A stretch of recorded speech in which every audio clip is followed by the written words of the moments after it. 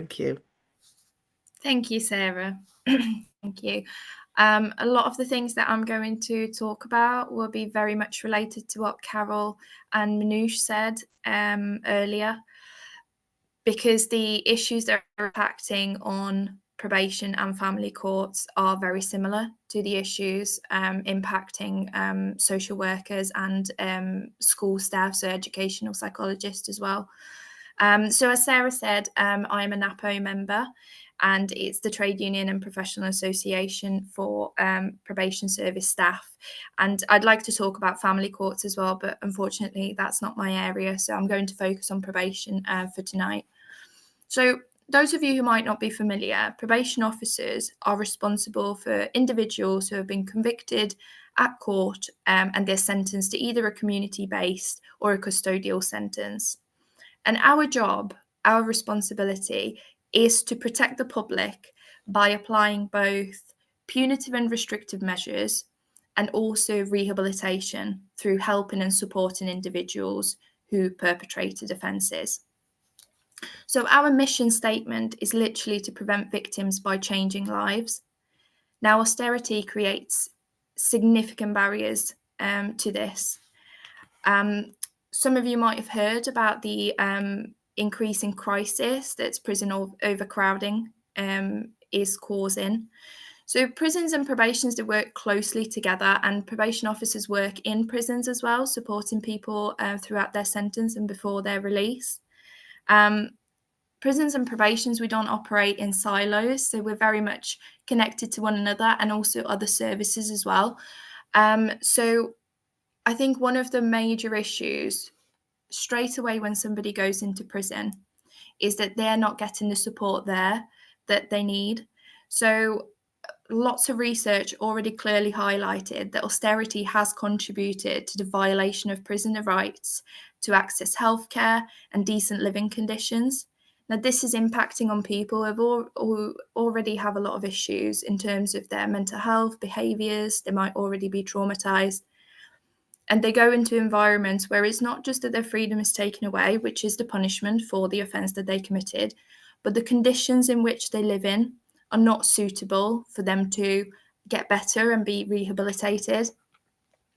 In prison, most people would ideally complete some offence-focused work. So these are kind of interventions that would target their risk factors and needs, and that could be their mental health, emotional well-being, that could be their kind of thinking and attitudes, it could be education, it could be their,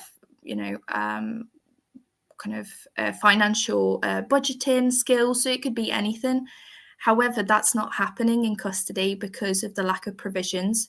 So people might spend years in prison in poor conditions and they don't have access to the mental health treatment. Instead, they're re-traumatized by being in a cell, often up to 22 hours a day, by not being able to access activities, and also the increase in violence on the prison wings. And that's impacting on prison staff as well. So let's not forget about those who are working there, those who are either our members with NAPO or our kind of partner unions, sister unions in the Prison Officers Association as well. So staff members are really struggling to help these prisoners under these conditions. So once these people are released, then we get into the community setting, where there are just another list of complex issues that they're facing. So first of all, most people have a lot of trouble accessing housing. A lot of people are released from custody, not knowing where they're going to sleep that night. And they're often released without money. They're told that they have to make their way to probation because if they don't attend probation on the day of release, they will be recalled. Now, these people might have to make their way across the country to their local probation office, still not knowing where they're going to sleep that night. And that uncertainty in itself, if we're talking about people who are already traumatised and might have, Manoush talked about adverse childhood events and kind of home circumstances, we know that a lot of offenders come from those kind of backgrounds already. So this is very triggering and re-traumatizing for them. Local authorities have given out tents to many of my service users. So when they turn up on the day of release looking for emergency accommodation because they're homeless, they might just get a sleeping bag or a tent and they get turned away. Food banks, we touched upon food banks. I have been in the red many times for issuing too many food bank vouchers. So in our area anyway, I think most food banks are only open kind of twice in the afternoon in a week.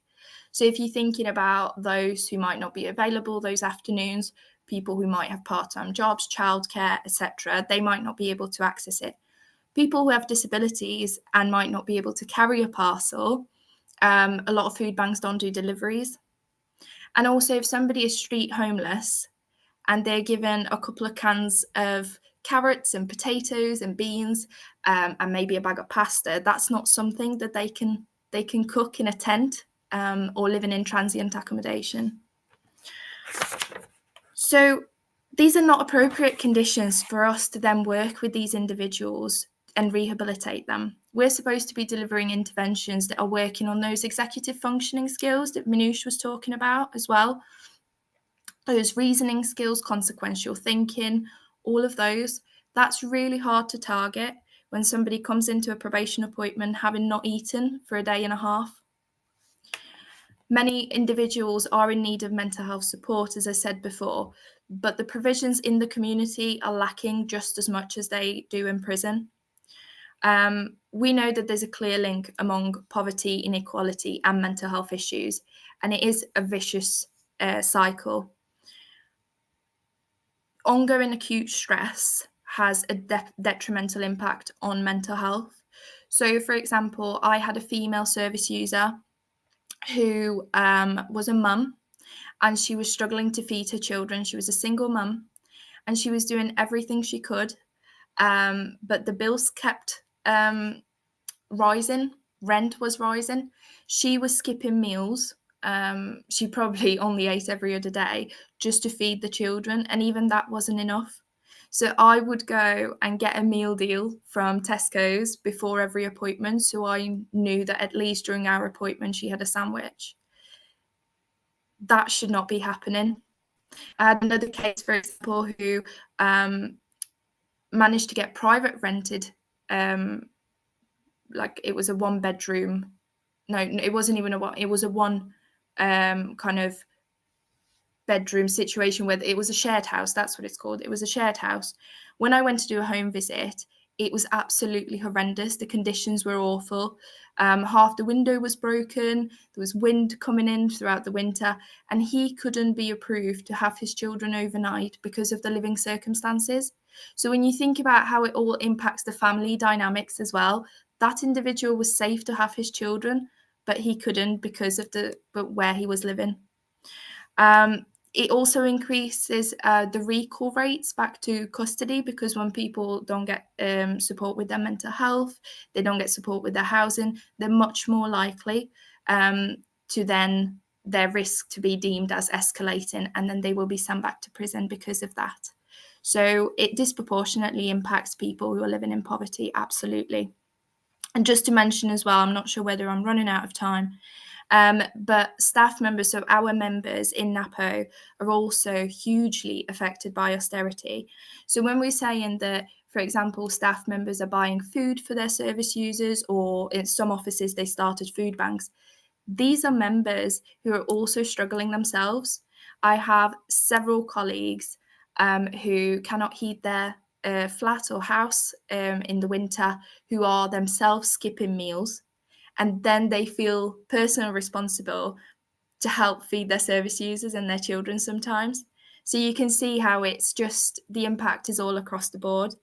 Last week in our NAPO conference, somebody mentioned that over the past 7 years, we only received a 7% pay rise. No, over the last 15 years, we only received the 7% pay increase, whereas inflation was over 80%. So you can see how that's just not maintainable. So that results in staff shortages, workload crisis, And so that means that our staff members and members are experiencing increased mental health problems as well. I think similarly to the others, I could go on for so long, but probably my time is up. So thank you for listening.